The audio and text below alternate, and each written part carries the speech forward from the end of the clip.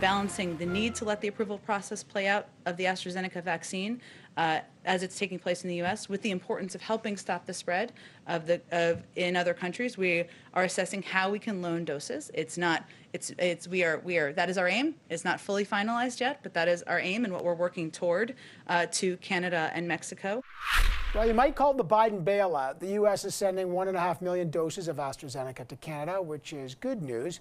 But Canada has bought 20 million doses of that vaccine to be produced in the U.S. Are these being held up by a U.S. policy of vaccine nationalism? And will the U.S. do anything else to help the release of Michael Spavor and Michael Kovrig? Remember, Michael Spavor faced trial on Friday. Michael Kovrig faces trial tomorrow. Talk about that and other issues. We are joined now by Canada's ambassador to the United States, Kirsten Hillman. Ambassador Hillman, good to have you on the program. Let's just start with the two Michaels, the trial. The Prime Minister spoke. Has the Prime Minister spoken to President Biden since China announced that the two Michaels will stand trial? The Prime Minister and the President haven't spoken since that announcement, but the Prime Minister and the President have spoken about the Michaels in every conversation that they've had since the election, even before the President was inaugurated as President. The issue came up, and it's come up in every conversation they've had since, including with the Prime Minister's conversation with the Vice President, with Secretary Blinken, and I'm not sure there's a single conversation that we have with a senior member of the U.S. administration where this topic isn't front and center. Has the administration given any indication that they might tie the extradition request of Huawei exec Meng Wanzhou to this? For example, they could, I don't know, drop the extradition request, change it to a civil trial. Have they given you any indication that they may change the process here? So what the administration has said to us, from the President on down, is that, one, they condemn the arbitrary detention. Two, they will work with us to do everything they can to secure the release of the Michaels.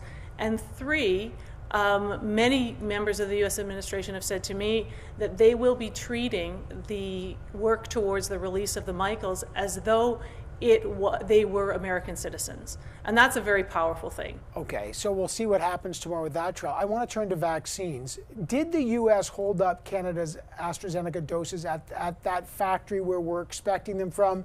Or what secured the release of these 1.5 million vaccines?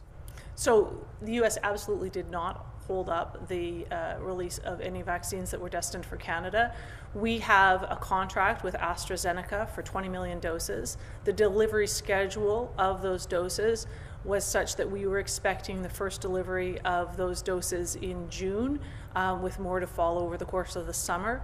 The arrangement that we secured with the United States late last week was to provide to Canada 1.5 million doses from the U.S. supply that they had. And if I can just say, Evan, it is a testament to the tone and tenor that we have here in Washington with this administration around working together on partnerships, in partnership on issues that are really pressing for both our countries. Okay. So, I couldn't be happier. But what does that mean, the tone and tenor? Like, what is it that finally secured? I mean, Mexico had 2.5 million, Canada gets 1.5 million doses. What is it? And if that's the case, Canadian politicians are saying, hey, maybe their factory for Pfizer in Kalamazoo could also release some. Is that an option now? So there's a lot of things that went into that discussion. The discussions have been going on for quite a few weeks. The Prime Minister raised it with the President, and Minister Anand, of course, has been deeply involved, and we've been having a lot of conversations here in Washington. And there are a few things. First and foremost, obviously, the President is committed to making sure that he has the vaccines that he needs for the American people. He's been very, very clear about that, and he is now clearly on a path to make that happen. At the same time, we have been saying, and I think the Americans very much accept, that their country here in the U.S. is not going to get back to full normalcy and is not going to move towards economic recovery in a full way if it cannot operate well with its neighbors. So economic recovery is going to require both Canada and Mexico also being on a path to having the virus under control. Let me just move on to pipelines because, one of the first things President Biden did was shut down Keystone XL pipeline. Now the governor of Michigan, Governor Whitmer, who's very close to Joe Biden, wants to shut down another Canadian pipeline, the Enbridge Line 5. It runs under the Mackinac Strait in Lake Michigan, as you know. This would have a massive impact on jobs in Canada, on the energy supply. The governor has revoked the easement of the 1953 easement. She accuses the Enbridge of violating its terms. She's pointed out there have been 29 spills in 50 years, that the detection system is faulty, it's outlived its usefulness. Have you spoken to the Biden administration about this? I have. I've spoken to the Biden administration about the president, and when the president and the prime minister spoke a couple of weeks ago, it was raised. I have spoken to senior members of the Biden administration. In fact, this week we had the president's national security advisor, Jake Sullivan, came for in-person meetings here at the embassy, and we had 10 separate other meetings with very senior officials of the Biden administration from their economic and their national security teams, and Line 5 was raised in those meetings. So it is an issue that we are raising, and when we talk about it, what we're talking about with them is the importance, as you've rightly pointed out, the importance of the pipeline, not only for jobs, but actually really important energy supply into Michigan and into some of the neighboring states, as well as for Ontario and Quebec.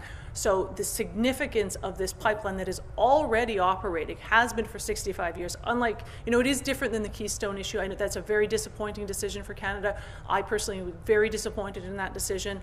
However, that was a pipeline under construction.